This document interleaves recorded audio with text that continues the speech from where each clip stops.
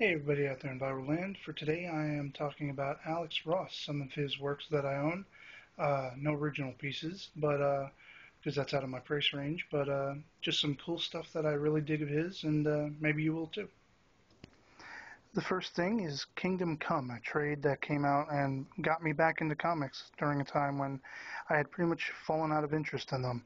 Uh, this is a phenomenal book talking about sort of not too distant future where Superman is in self-exile. And as you can see here, the cover depicts, spoiler alert, a key battle toward the end of the piece between Superman and Captain Marvel.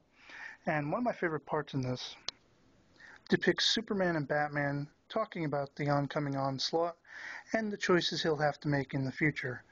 And there's this great scene, this is page 151, where Superman upwinds Batman for the first time in their history, sneaking out, to which Batman says, "So that's what it feels like," because he's the one usually doing the stealthy routine.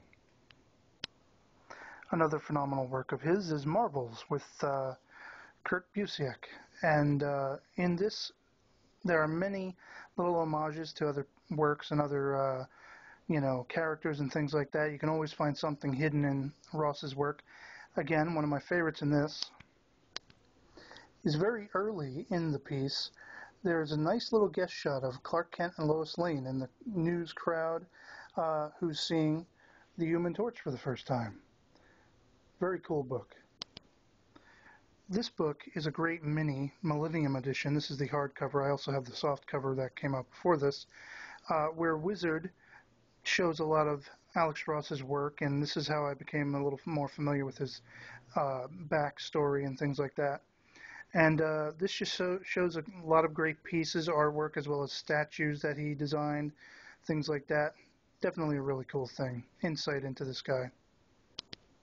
Which brings me to an even bigger version of that same kind of thing, Mythology, which shows a lot of Alex Ross art.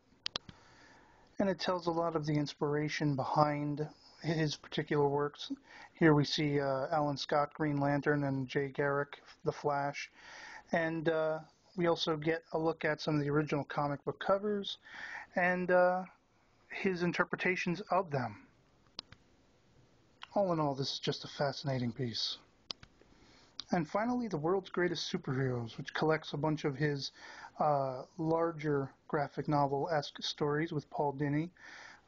This is just fantastic. A lot of cover-to-cover Alex Ross art and story interpretation on some of the greatest DCU heroes in the world. I really love this guy's stuff. So I hope you found that stuff interesting. I'd go a little more in depth if I had the time, but I don't. So, see you later. Peace.